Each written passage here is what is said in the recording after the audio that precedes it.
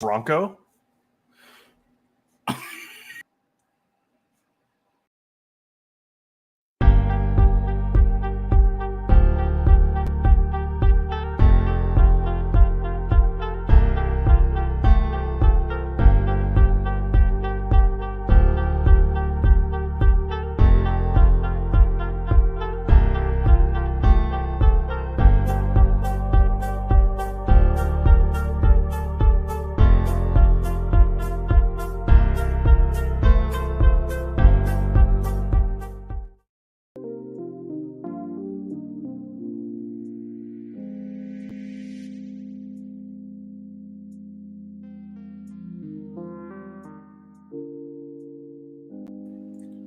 Well, hello, everyone.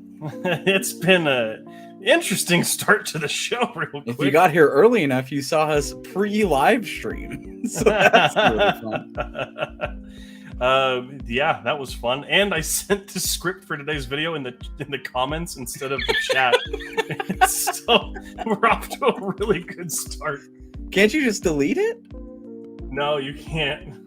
Oh, the only way I can delete it is if I ban user, but you're us, so I can't. Yeah, and I can make sure that no one else has access to it. So Kevin, you don't get to see it. Sorry. That's so. Well, I think if you joined late, I don't think you can see comments prior to when you join. Well, I certainly hope so.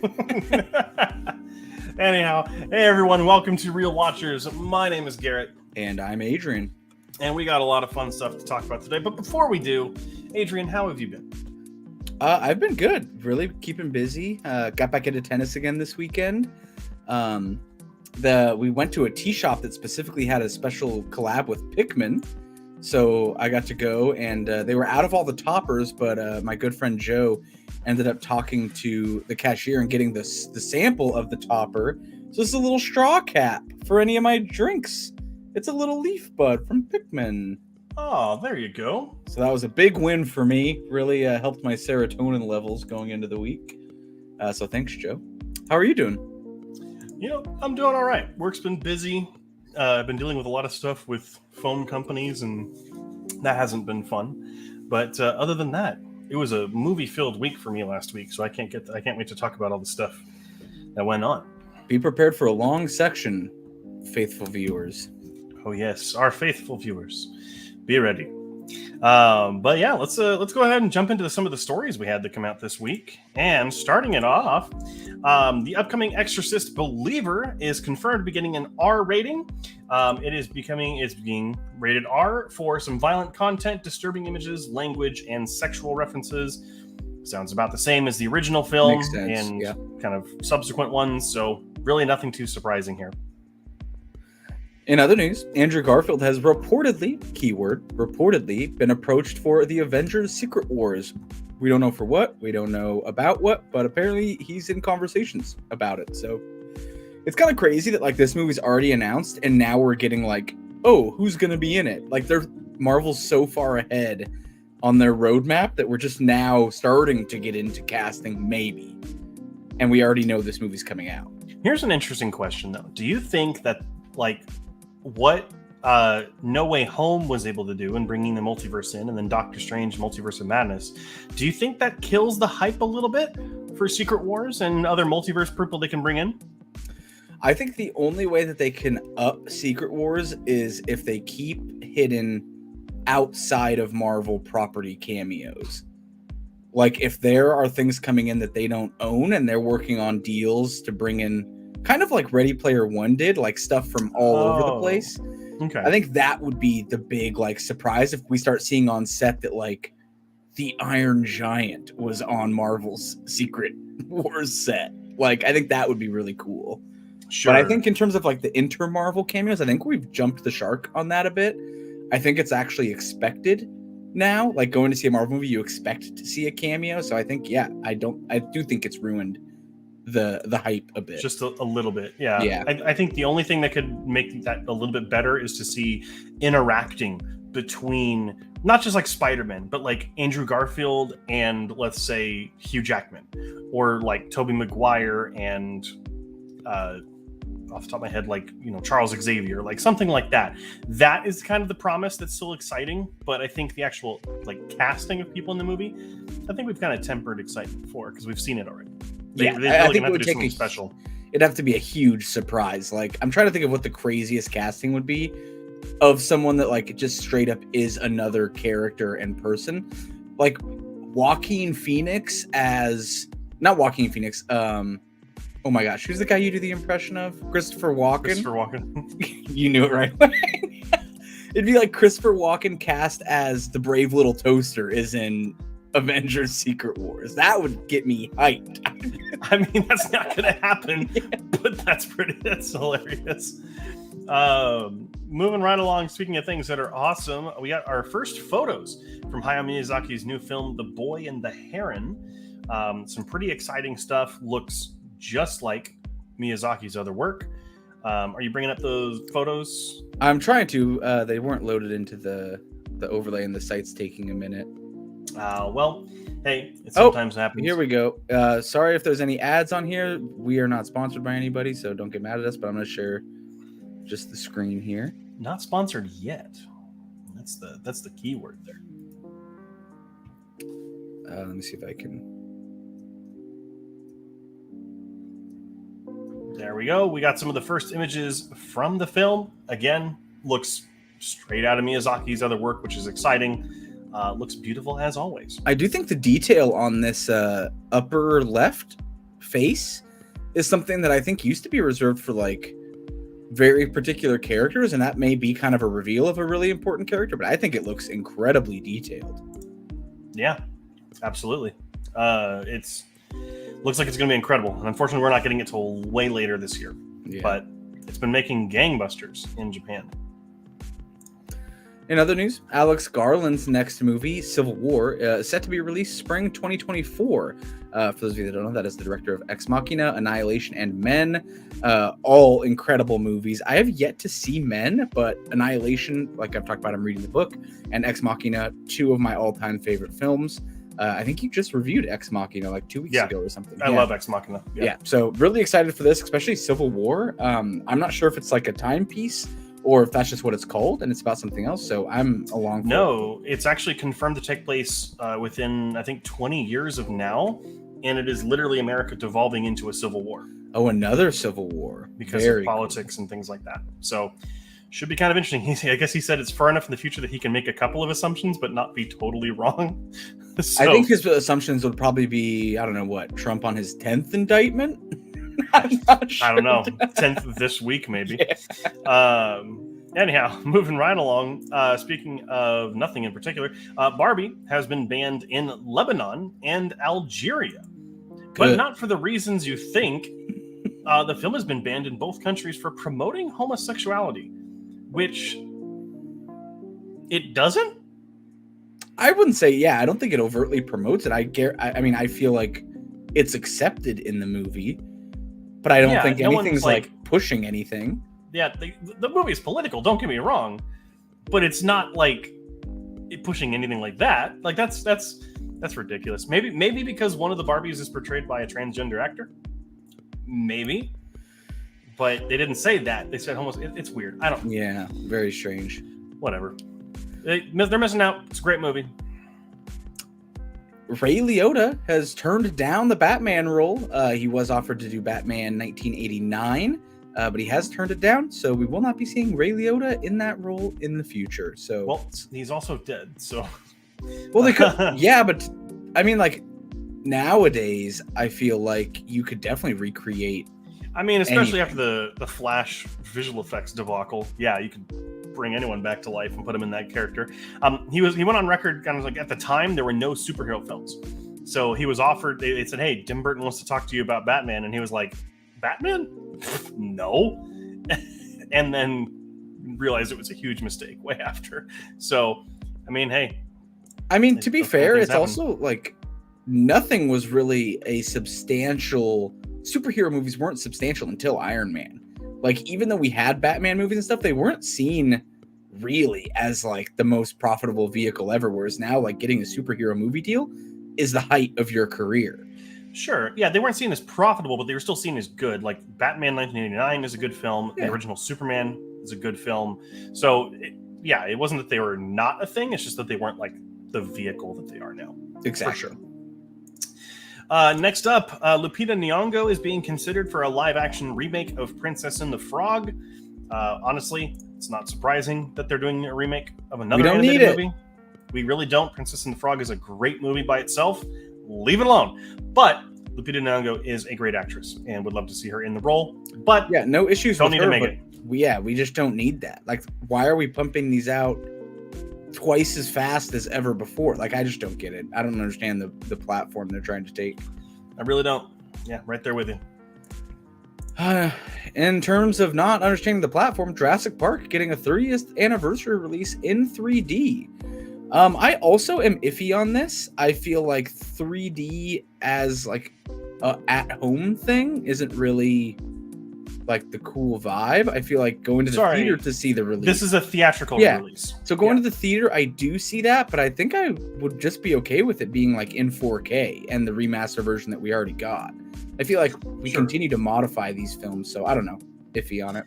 I actually went and saw the 3D re-release 10 years ago for the 20th anniversary and was playing in IMAX. And let me tell you, movie hits different in IMAX. But if it's available to see in IMAX, if Oppenheimer isn't, taking over screens for the whole time, then I would love to go see it again. Because is it good in 3D?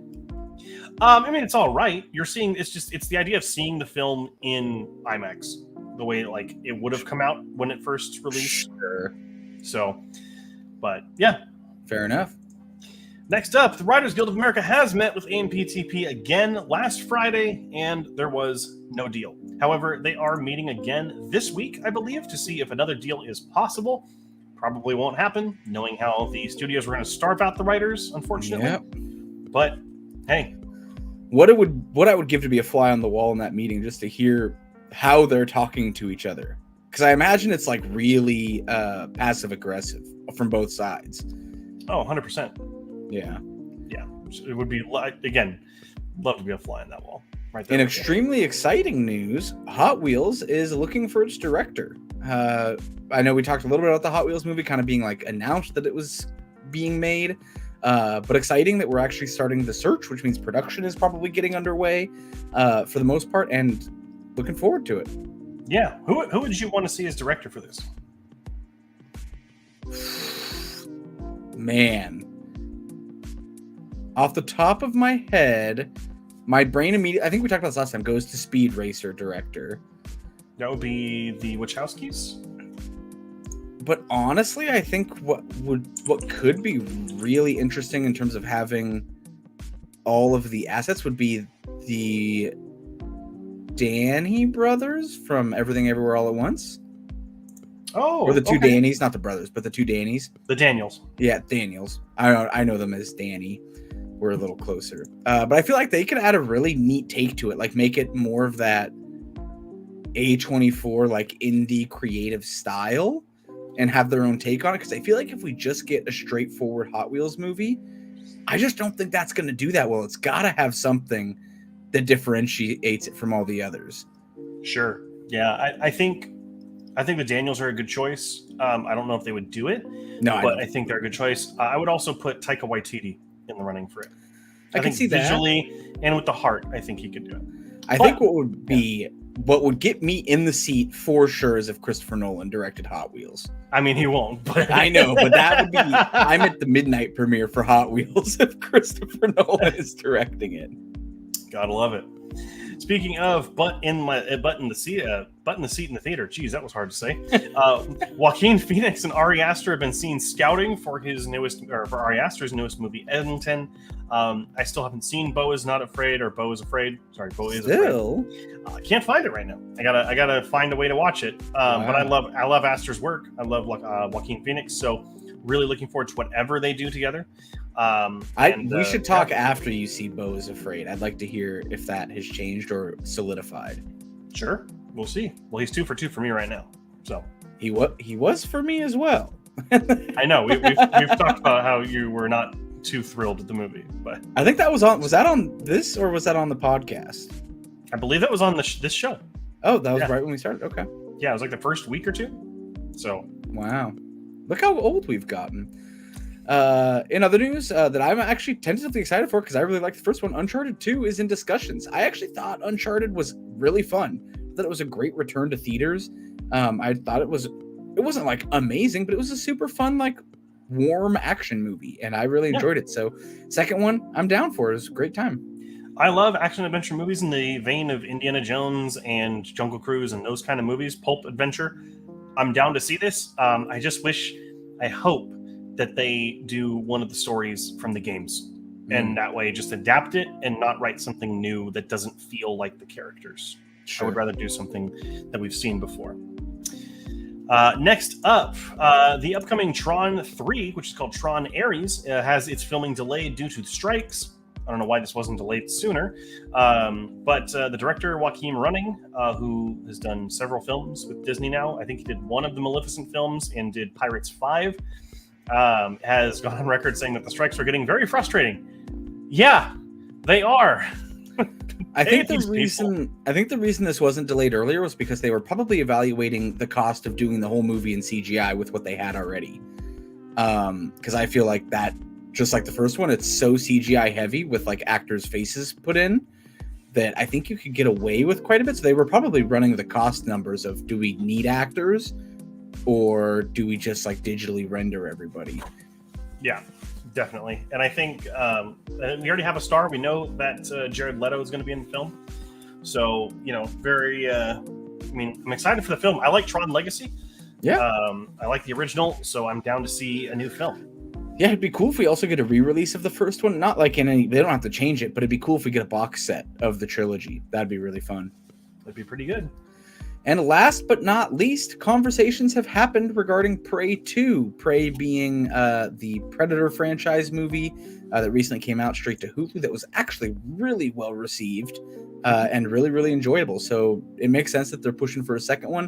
I think it'd be cool if they did like a time hopping kind of thing where we got a different era fighting against the Predator, because I think that was the most interesting part of the movie, was seeing how people without modern weapons dealt with it. And I think it'd be cool if we did like colonial times and then like Civil War time. Like I think all that stuff would be really neat. I have two potential timelines for this. A, if they don't do a samurai one, I'm going to be upset. But two, I would like to see one that takes place during the Crusades, because you could also do like the two sides have to come together to fight this opponent. And I think that could have a very good emotional weight to the story. But also, Prey 1, for those of you who don't know, getting nominated for a lot of Emmys, actually, including Best Limited Series or Movie. So, interesting. Yeah, which is very impressive, especially for a Predator franchise. I think it's probably the most award-nominated Predator movie now, which is, hey. We'll take it. Wow. Same time. But that is going to be it for the stories this week. Let's go ahead and turn it over to the comments section. Kevin says, hi, and I'm guessing you could see my document that I sent in there. Cassidy says, Mark Hamill is Indiana Jones, stars in Avengers Secret Wars. Love it. Hey, gotta take it. Our good friend Jose, why is Dr. Wily in The Boy and the Heron? I don't know. Maybe, I don't know who that is. Maybe he retired. Our good friend Naughty over at Horror and More, I read that as The Boy and the Heroine. I was confused yet interested. Believe me, when it first that's just my autobiography. When that name title came out, I had to really reread it. Definitely. Cassidy, Lebanon hates Alan. It's true. Seems like it. As we all know, Michael Cera being the transgender actor that was in the film. Someone go check on Alan. I don't know if he's okay. He fits in Ken's clothes. Our good friend Kevin, co-host of the Movie Club videos that are now on the channel, says Vin Diesel will be the director for Hot Wheels. I don't know if he'll direct it. He might be in it. He might be in it. If he is, oh boy, that would be a fun fun bit of not nostalgia. What's it called? Fan service. It'd also be really fun if they made him the villain and he was anti-family. Like if he was solo, like only in it for himself, and he's like, your weakness is your family, and just really play into it. That's going to be Din Petrol is the villain. Again, our good friend Nadia. Somehow The Rock will probably star as the lead wheel. You're right. That front left one, of course, being lead. I'm actually not surprised. I feel like The Rock would be in this movie. 100%. Yeah. Cassidy, I have high hopes for the Hot Wheels movie being a Fast and Furious and Honey, I Shrunk the Kids crossover. Amazing comment. And Kevin agrees. Oh, that would be legitimately insane if that was actually what it was. But thank you for those comments. Let's go ahead and get on to the trailers we saw this week. There were a lot of trailers that came out this week, but only a couple that looked any interesting. Adrian, what stood out to you this week? Easy. Elevator Game. Always been fascinated with creepypastas and the Elevator Game in general. It's been played a couple times in shows and movies, but I'm excited to get a full movie dedicated to it. I think it's one of the most interesting, like, old school creepypastas that people still get like freaked out about to this day, and has been used in the Lisa Pham disappearance at the hotel. People like speculate that she was playing the game, and it's a super weird video. If you haven't seen it, definitely like trigger warnings for probably everything under the sun for that one. But yeah, by far that one I'm excited to go see. Even though it looks kind of cheesy, I'll be there. Absolutely. For me, it had to be Maestro. Really looking forward to this. It's Bradley Cooper's directorial debut. One of the kind of lead potentials for the Oscar season this year for actor, actress, and Best Picture, Best Director. And we finally got a trailer for it. And I think it looks incredible. So very much looking forward to that. Unfortunately, it's going to be on Netflix, which means I got to start paying for it again. Oh, yeah. But that is it as far as the trailers that came out this week. Looks like we got a comment. Cassidy says, Elevator Game movie. Got to check this out. That's what I'm saying. Well, hey, there you go. Sounds like a perfect date night movie to me. Alrighty. And as I teased earlier, it's been a big week for me watching movies. I don't know why I watched so many, but here we go. More so than the last couple of weeks. I should add that. First up, we had Toy Story 2. I said that Toy Story 2 is by far the weakest of the series, but it's still a really great time. Favorite characters return, new ones steal your heart, but the story doesn't quite match to the level of the emotion in the sequels. But little do I know how much the toy repair guy would end up influencing my hobbying passion. The guy that does the painting and all the redoing everything. Yeah, that's me. Next up was The Meg, not the sequel that just came out, but the first movie. I had actually never seen it. While a lot of this movie is self-aware enough to be a little bit of fun, it takes way too long for anything it takes way too long to get to anything meaningful and feels more like treading water than swimming. It does earn points because it feels like everyone had a total blast making it, which is always a good thing, but it just doesn't measure up in any meaningful way. Give it a 40. Next up was Star Trek from 2009, the first of the J.J. Abrams reboots.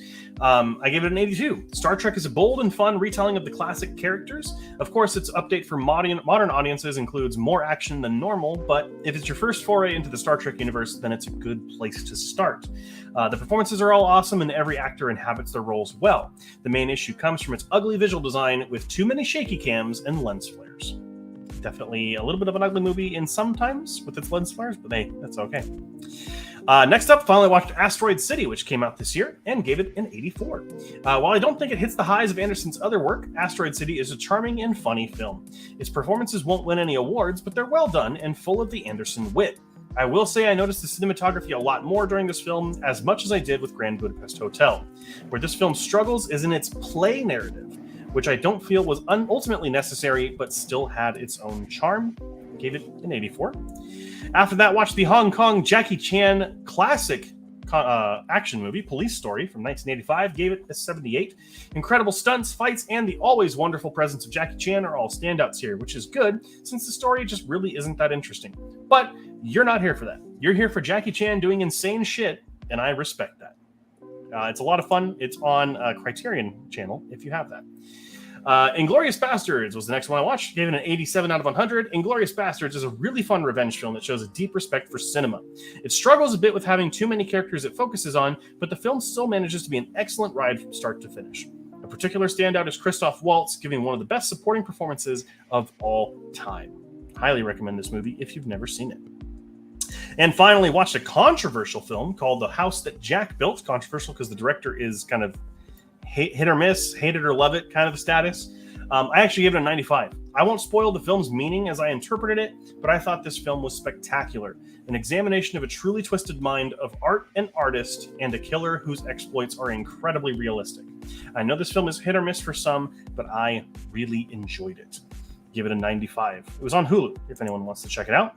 And for any other reviews, anything else that I've covered, you can go to Letterboxd and follow me there, where all my reviews are, and you can see them in real time. Wonderful. Yeah, I've yet to see Asteroid City, but the Meg I totally agree with. Star Trek feels about right, and Inglourious Basterds I haven't seen in a long time, so it feels like an okay review. I just couldn't even tell you enough to contradict anything. So yeah, I believe it's on Prime Video, so if you wanted to watch it, that's where you can. Maybe. But yeah, I don't think we got some comments. Eric P. Thank you for joining us, Eric P. This is, I believe, unless it's the exact same initials, but I believe this is the guy Eric, Cassidy's cousin, and in my D&D group. Awesome. If you're not, sorry, other Eric P, but I feel like that's you. Eric T, what's a 100 out of 100 movie for you? Well, while I look at my answer, mine is I've got Pan's Labyrinth, I've got Soul, the Pixar movie. I'm trying to think of what else I've given. I don't think I've given out many hundreds. Yeah, I think Pan's Labyrinth was my big one. I'm looking here. There are several films that I've given hundreds out of 100 to. Pan's Labyrinth is another one of mine. Also, Blazing Saddles is an incredible comedy movie. Everything Everywhere All at Once got a 100 out of 100 for me. Lawrence of Arabia, Monty Python and the Holy Grail, Spirited Away, The Dark Knight, The Lord of the Rings: Return of the King, Dear Zachary, which is an awesome documentary. It's Such a Beautiful Day, 2001: A Space Odyssey, Citizen Kane, and Oppenheimer are all the films that I have given 100 out of 100 to. I have 3 from what we ranked, or maybe Pan's Labyrinth was like a 99, but I have Soul, Lawrence of Arabia, and Paddington 2, which is not a joke. I will stress this till the day I die. Both Paddington movies are A+ films. Paddington 2 will change your life. There's no other way to go about it. It's very true. Very much looking forward to Paddington 3. And that director is doing the Wonka movie. So I'm actually kind of excited for that too. And that's where we differ. I'm not excited for the Paddington movie. Or the Wonka movie, yeah. Cassidy says, Garrett, what's your favorite streaming service for movies? The one that has the most like commercially viable movies would probably be Max. I think Max is the best streaming service for movies. Not Criterion, huh? But that's why I said widely available. Criterion is more for the film buff, the kind of the real like cinephile, and I do like that one as well. I definitely don't use it nearly as much as Max, so I would say Max is probably my top one. Or Peacock is on Asteroid City. Yeah, Asteroid City is a Peacock exclusive. Yep. So if you want to watch it, you can go to there. Garrett's fave is Monty Python, right? Holy Grail is one of my favorite films of all time. Great movie. It's also, in my opinion, a perfect comedy movie.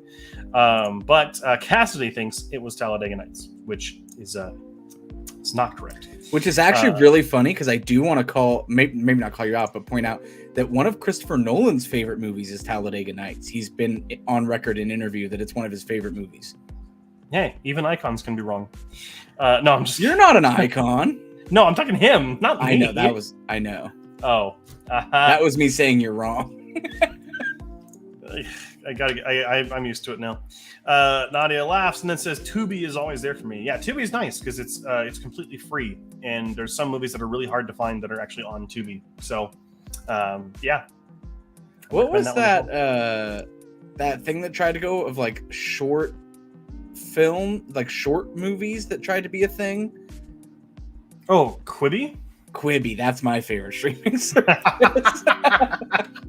Shout out for Quibbies in the chat. I think they went bankrupt. I think they're gone. I think the guy that co-founded DreamWorks tried to do it. It was a failure. They overextended on their Super Bowl commercial and went bankrupt the next day.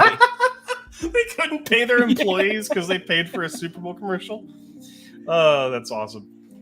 Alrighty. Well, that's it for everything I watched this week, except for when we get to the spin the wheel of The fate. other movies you watched this week, we have to break it up into 2 segments now because Garrett watches so many movies. It's a lonely life. But enough I'm of just- that. Let's go ahead and move on into what's coming out this week. Because if you want to go to the theaters, you're going to want to know what's coming out.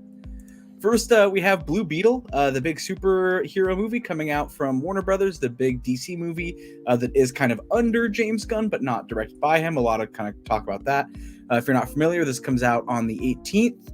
And the description is an alien relic chooses Jamie Reyes to be its symbiotic host, bestowing the teenager with a suit of armor that's capable of extraordinary and unpredictable powers, forever changing his destiny as he becomes the superhero Blue Beetle. This one feels like a stream for me, but if you are interested, it does come out this weekend. I know a lot of people are going to go ahead to the theater to see this. Then we have Strays from Universal Pictures. This one also coming out on Friday to wide release. An abandoned dog teams up with other strays to get revenge on his former owner. This is Will Ferrell and Jamie Foxx. Seems like par for the course for a Will Ferrell movie. Seems fun if you're into him. Seems like you'll hate it if you don't like Will Ferrell. Then we also have Back on the Strip coming out on Friday to wide release. A young man moves to Las Vegas to pursue his dream of being a magician, only to end up joining a male stripper group. Seems like the more approachable Magic Mike. So that seems super fun. The catchphrase for this, go big or go home, does have a lot of people, including Wesley Snipes. So can't believe he passed up Blade for this. But he will be in theaters again on Friday. And then we also have Landscape with Invisible Hand, Metro-Goldwyn-Mayer film, MGM for those. This does have a 74%, which is actually exciting. I hadn't really heard about this, but it did win a couple awards at Sundance. It comes out on Friday to limited release. So you're going to have to go drive probably like 20, 30 minutes to go see it. When an occupying alien species, bureaucratic rule, and advanced technology leaves most of Earth impoverished and unemployed, 2 teenagers hatch a risky plan to ensure their family's future. It seems pretty fun. I hadn't really heard too much about it, but I'm excited. I would probably go check this out if I end up in a theater that has it. And then last but not least, we have Downwind. It is a documentary-style film coming out to limited release on Friday. Hiroshima, Nagasaki, Mercury, Nevada. The latter was the site of the testing of 928 large-scale nuclear weapons from 1951 to 1952. Martin Sheen narrates this harrowing expose of the United States' disregard for everyone living ... downwind. Also stars Michael Douglas, so very exciting. This one I'll probably check out. Interesting timing coming out with Oppenheimer, so close. Definitely feels pointed, especially stuff that maybe the movie Oppenheimer didn't deal with, so this is really, really interesting. I don't know if I'll check it out in theaters, but I would definitely watch this streaming for sure. And that's it. All right. Yeah, interesting to see. Blue Beetle might be the first movie to dethrone Barbie. We'll find out. I know the projections weren't too high for its opening weekend, but all of the initial reviews coming out are having some very good things to say, actually. So we'll have to wait and see. And not the same way that Flash had good things being said about it. This actually seems like it's getting some good positive buzz. But that's enough about this weekend. Let's talk about last weekend. And big surprise, not a lot of it's any different. At first place, we have Barbie coming in with $33.8 million. In second place, Oppenheimer jumped up again to get $18.8 million. In third place, Teenage Mutant Ninja Turtles Mutant Mayhem, bringing in $15.3. At number 4, Meg 2, The Trench, bringing in $12.8 million. And in number 5, debuting in fifth place, The Last Voyage of the Demeter, bringing in $6.5. Pretty impressive, to be honest. Did not expect it to hit that.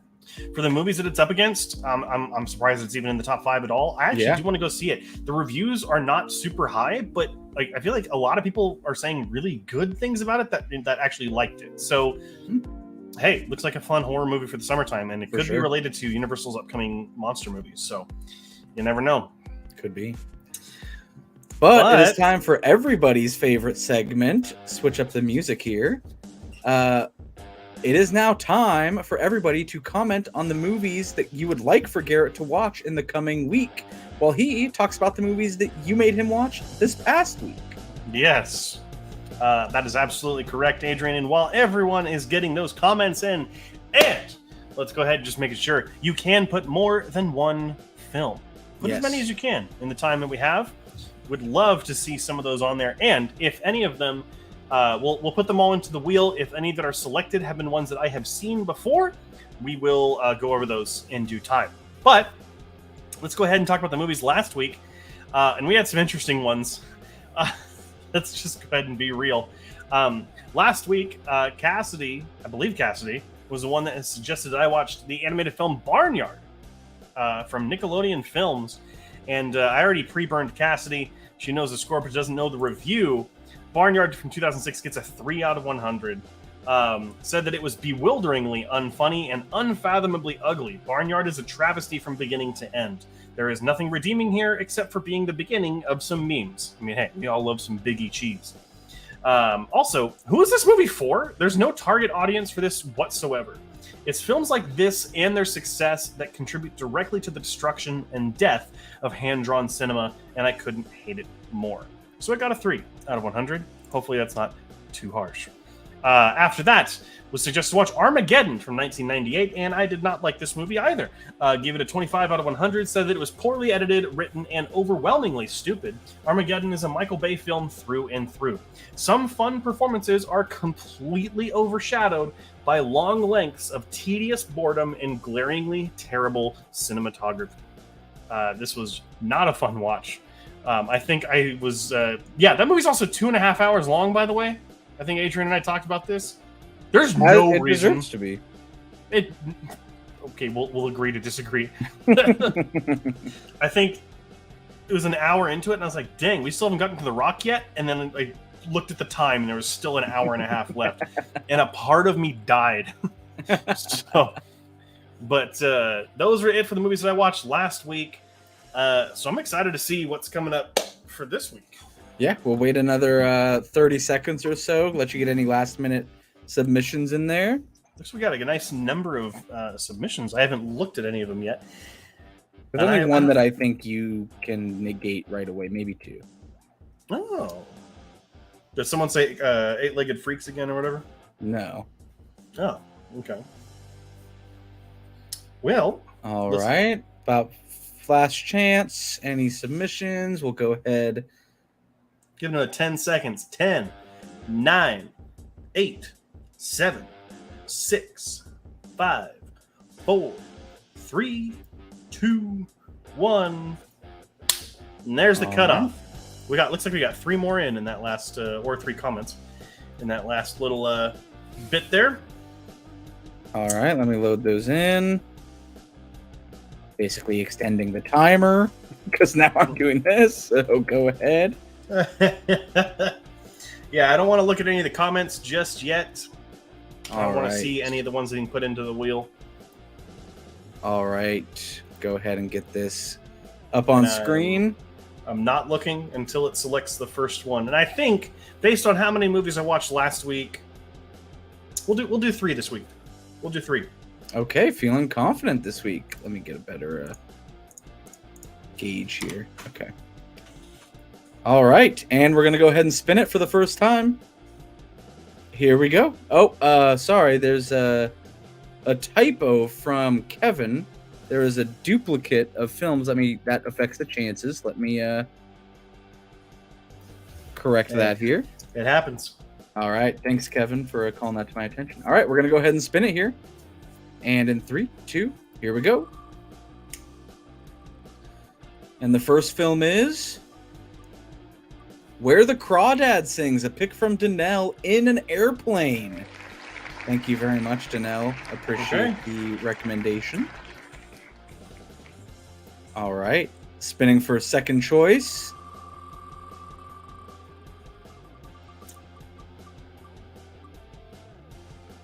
Shark Tale.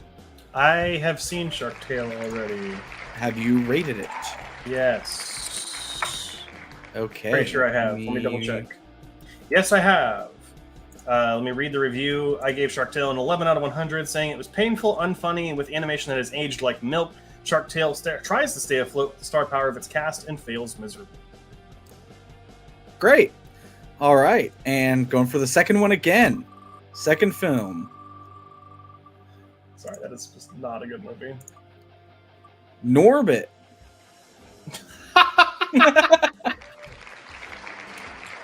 Okay. That's going to be an interesting week already. All right, and the third and final. Let me shuffle these one more time, make it all fair. Whatever could it be? Ooh, a Ouija shark. 2. Who said this? Nadia, I think.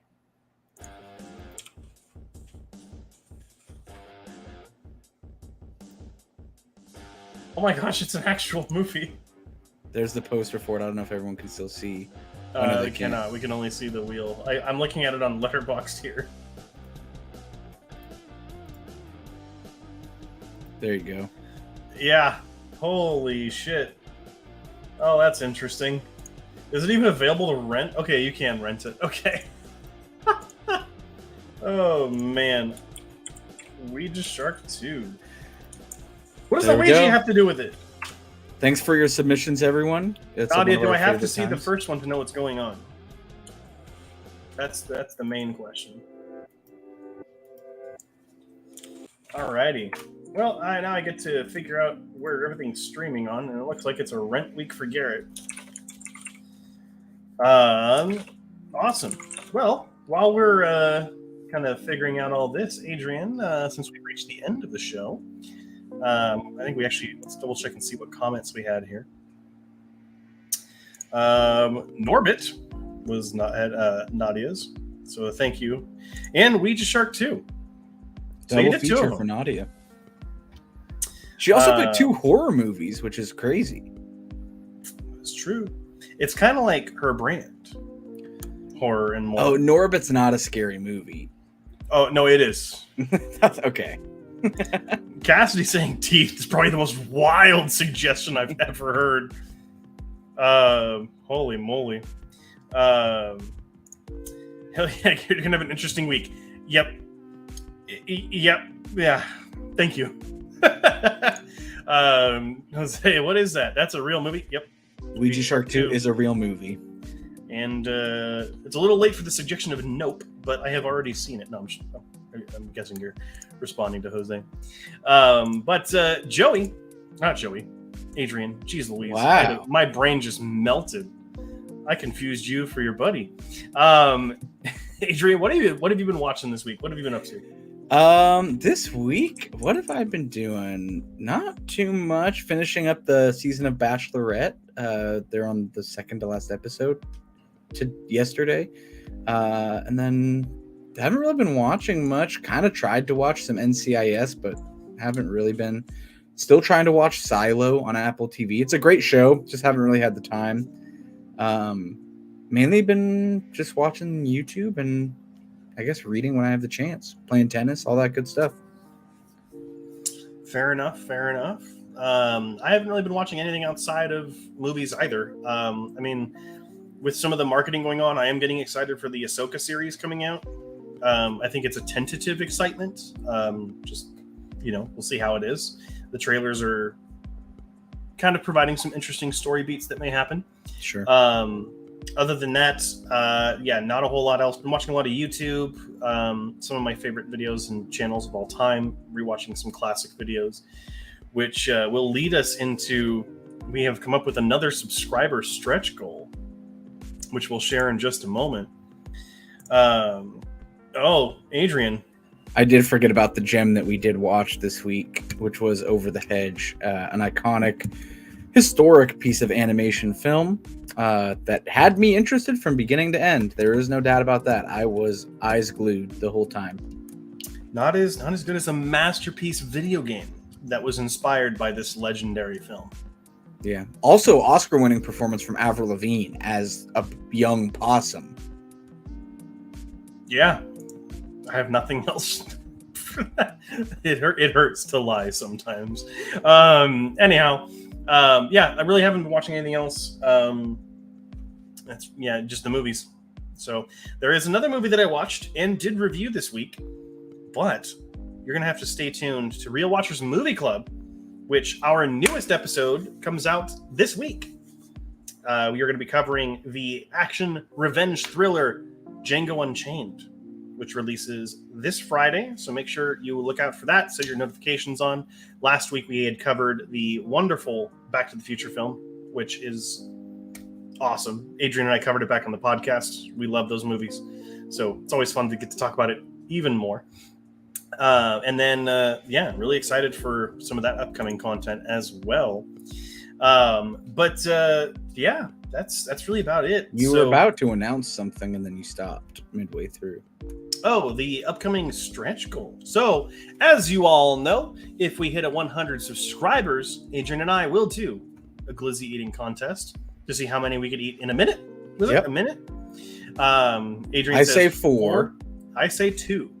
So we'll see who's actually correct. Maybe I'll just eat slower so that I look like I'm actually psychic. But we have another idea for a stretch goal, and I'm wondering, Adrian, what number do you think we should do it at? Oh, I think I do it every single stream. Well, there's varying levels of how much we can get involved with this. No, I think we do. I think we do it at 150, maybe. Just keep it 150? incremental. So at 150 subscribers, we will do an entire stream, very, very drunk. So, that'll be a travesty, and I can't wait for it to happen. So, make sure you help us get up to 150 subscribers, please. Make sure you tell all your aunts and uncles, your grandma and grandpas in the old folks' homes. We know we're the content for them, so make sure that they're watching when we get drunk off our ass. And and you tune in as well, because we think it's gonna be a lot of fun. So it's not very often where I get that drunk. So of course we are announcing a stretch goal that has to happen after our first stretch goal. So it is a bit of ways. We're an overconfident Kickstarter is what we are. That's we're planning out stretch goals. Yeah, it's gonna be a lot of fun. But you want that glizzy eating competition? That happens at 100 subscribers. Real quick, Jose says, video game, it's a comic strip. Over the Hedge. Is Over the Hedge a comic strip? I think he's saying like the video game plays out like a comic strip, like it's a bunch of still frames. Oh, yeah, because it just doesn't run well. It's modern art. Cassidy, crossing figures for 5 glizzies each. Depends on how babe, fast if you could not put that in the chat, that's for our private time. I don't know why you would say that. Well, we get up to 100 subscribers. I can't speak tonight, which is bad because we do a live stream. Adrian, if anyone wants to follow us, where can they do it? Yeah, Real Watchers, pretty much anywhere on Instagram, REELWATCHERS. Real as in the film reel. You can talk to us there. If you're watching on Twitch or YouTube, make sure to follow on Twitch and all that good stuff. And then if you're on YouTube, make sure to subscribe, hit the bell if you like what you see and want more of it. Make sure you subscribe because in addition to our 7 p.m. Tuesday live streams, you also get a ton of other content, including the Real Watchers Movie Club with Garrett and Kevin that comes out every Friday. So make sure to stay tuned for that. And then Garrett also worked really hard on a bunch of video essays about film that have received a ton of positive feedback and some pretty good traction. So there's 4 of them, I believe, already on the channel. If you want to go check those out to determine if we deserve your subscribe, but definitely go check that out. Yes, that is absolutely correct. And did you mention our TikTok? We have a TikTok. So we will be having content coming out there very shortly. Very shortly, as in whenever I finish actually writing and recording it. So that's the keyword. It'll be weekly content there. So, but yeah, if you have any other comments, go ahead and get them in before we finish up for the night. Jose says Over the Hedge is originally a comic strip and still going. Okay, that's actually good to know. Did not know that. Very cool. Is it still with animals and that setting, or is it just something completely different that they just were like, some guy was super high and was like, what if we made them like animals and one of them was Avril Lavigne? They and the main character was Bruce Willis, and then in 20 years he won't be able to speak properly. Oh no. Jose says yes, it was. Okay, interesting. I didn't know that it was based off of that, but thank you for sharing. Well, alrighty, everyone. Looks like the comments have slowed down a little bit. So, yeah, make sure to check out, as I said, brand new episode of Real Watchers Movie Club coming out this Friday, covering Django Unchained. So stay tuned for that. You can watch Django Unchained on a couple of different services. I do know that it is available for free on YouTube, actually. Someone had actually purchased rights from the studio, and they were able to put it on YouTube, which is really interesting. Wow. So, yeah, it's not in the best quality. It's in like 480p, but you can watch the movie for free. Still, yeah. Zach says hello. Well, hello to you too, Zach. Thank you for joining us right towards the end. But good to hear from you. Good to see you. Any other questions, comments, concerns, criticisms? Chatter about how I just did not understand the depth and complexity of Barnyard. No, that can't be summed up. You're so lost. There's no way to. I am lost. I have not been found by Biggie Cheese. It shows. It's like, if you got to see the video where it's the Biggie Cheese like moment, but every time he says bombastic, it adds a decibel. When the rapture happens, it will be a separation of two people: those that have been chosen by Biggie Cheese and those that have not. And you, my friend, will be left behind. Yeah, it's true. Glue missing in the background seems like a real L. Oh, he was sitting on it. That's a sticky situation I found myself in. Now Glue's here for continuity's sake, for the canon. The Glue's is in here. fact here. That's a joke for Zach. All right. Well, I'm not even gonna ask, because if it's an inside joke, I won't get it. Matt Walls, hello! Joining us towards the end of the show, but is welcome to see you every single time. Barnyard Q, did you catch Sean from Jimmy Neutron as the mouse BFF? Do you mean Sheen? Yeah, Sheen, the That's actor how who it's played spelled. Sheen. Yeah, that's how it's spelled. Are you serious? Is it actually spelled that way? I think so. I thought it was Sheen. Let's find out. No, it is Sheen. You are incorrect, sir. Cassidy. At least that's how it is for the movie. Let's check the TV show. She may be right there. Because it did start with the movie. The show came afterward. I don't know if you know. And nope, it's still Sheen for the show as well. And there's Zach with Cabs here. Cass, womp womp. Yeah, pretty embarrassing. Sorry to I flambe you on stream. I think I can ban people. Let's go ahead and get that done. we need everyone we can to get up to 100 for that glizzy eating competition. I don't know if you want to do that, but awesome. Any other comments? Any other questions before we head out for the night? Anything else fun? Yeah. Now that I'm thinking about it, the Daniels are a good choice to do Hot Wheels. It could be fun. Could be a lot of fun, especially with their whole multiverse kind of shenanigans. I don't think they would do that for a Hot Wheels movie, but I don't know. I don't know if they're up to do like a giant visual effects spectacle yet, though. Yeah, agreed. So that's why I was saying Taika Waititi, because I know he was going to do the Akira live action film, and that kind of feels a little bit similar, in kind of visual style and tone. So, or not tone, but more visual style for sure. Yeah. But anywho, alrighty. Well, it looks like the comments have slowed down. So thank you all for joining us. We'll be live again next week, 7 p.m. Pacific Standard Time. So be there or be somewhere else. I don't know. Over there.